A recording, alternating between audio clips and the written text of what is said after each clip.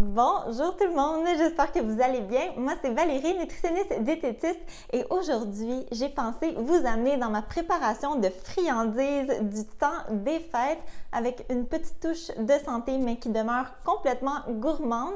Je vous propose 2 recettes de biscuits et une recette de truffes avec un ingrédient bien spécial et même un petit extra anti-gaspillage à la toute fin. Toutes les recettes peuvent facilement se faire sans gluten et sans produits laitiers en s'assurant de sélectionner des produits certifiés. C'est parfait si vous avez des invités surprises ou même si vous voulez en donner en cadeau. Alors, je pense que vous allez trouver votre compte. Et encore une fois, si vous aimez mon contenu, n'oubliez pas de vous abonner à ma chaîne. Ça va être mon petit cadeau de Noël. Et sur ce, on commence ça maintenant. J'ai commencé avec un classique du temps des fêtes, des biscuits orange, chocolat et canneberge. Alors dans un grand bol, j'ai mélangé 1/3 de tasse de beurre d'amande, 5 cuillères à table de sirop d'érable, 1 cuillère à table de jus d'orange, 1 cuillère à thé de vanille, 1 demi-cuillère à table de zeste d'orange, 1 demi-cuillère à thé de cannelle et 1/4 de cuillère à thé de sel. Ensuite, j'ai ajouté 1 demi-tasse de farine d'amande et 1 tasse de gros flocons d'avoine. J'ai mélangé pour rendre la préparation homogène, puis j'ai incorporé 3 cuillères à table de morceaux de chocolat noir et 3 cuillères à table de canneberge séchée. J'ai utilisé la marque NutraFruits. Elle était en spécial cette semaine et j'ai essayé leurs produits réduits en sucre. Vraiment intéressant, c'est un produit du Québec qui contient seulement 2 ingrédients et elles sont 40% moins sucrées que leur canneberge sucrée régulière. Vraiment parfait pour la cuisine. Et avec une cuillère, j'ai formé 12 boules que j'ai légèrement aplaties et j'ai cuit mes biscuits au four préchauffé à 350 degrés Fahrenheit pendant 12 à 15 minutes. Et ils sont délicieux, vraiment bons. Les saveurs de Noël sont présentes, légèrement croquants à l'extérieur, moelleux à l'intérieur. À essayer absolument.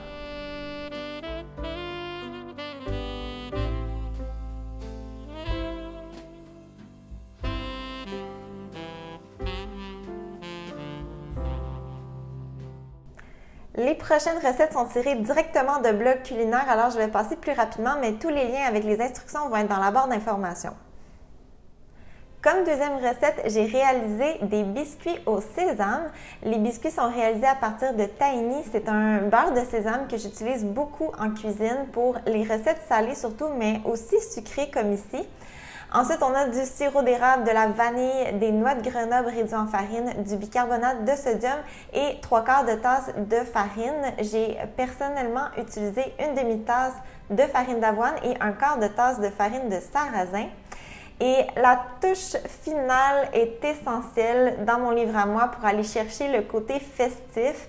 J'ai divisé ma préparation en 12 boules que j'ai enrobées dans des graines de sésame puis aplaties à l'aide d'un dessous de verre tout simplement.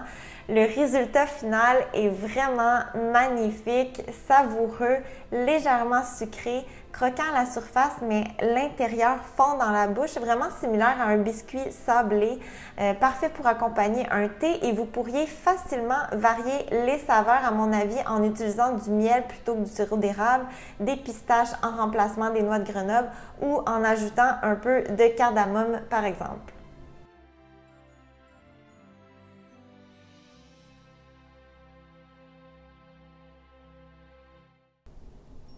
Et finalement, moi qui est maniaque de chocolat, j'ai terminé avec des truffes et l'ingrédient spécial dont je parlais qui joue le rôle de colorant, vous l'avez peut-être deviné, c'est la betterave. La recette demande une petite betterave entre 125 et 140 grammes. Je vous suggère de rester avec le petit format. Puis si vous êtes plus pressé dans le temps, vous pourriez vous tourner vers les betteraves cuites sous vide vendues en magasin dans la section réfrigérée.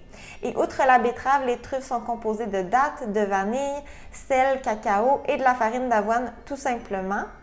Une fois que tout est mélangé au robot, je vous suggère aussi de goûter à votre préparation et d'ajuster selon votre préférence en considérant la garniture.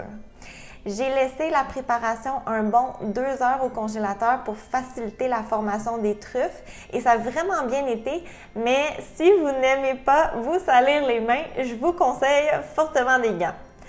Ensuite, la recette suggère de plonger les truffes dans du chocolat fondu. Je trouvais dommage de camoufler la belle couleur, alors j'ai plutôt versé un coulis sur mes truffes. Et c'est moins ma préférence, mais si vous aimez le chocolat blanc, définitivement un mariage de couleurs parfait. Et comme garniture, j'avais pas grand chose à la maison, alors j'ai été avec mes canneberges séchées et des graines de chanvre, mais pensez zeste d'orange, noix de coco, copeaux de chocolat, sel rose ou encore de la poudre de betterave. Et malgré tout, là, le résultat était tout simplement magnifique. Texture similaire à un fudge et vraiment, vraiment très bon. Puis, comme promis, mon petit extra improvisé anti-gaspillage parfait pour utiliser les retailles, mais surtout mon reste de chocolat fondu. J'ai fait un bark de chocolat ou encore une écorce de chocolat.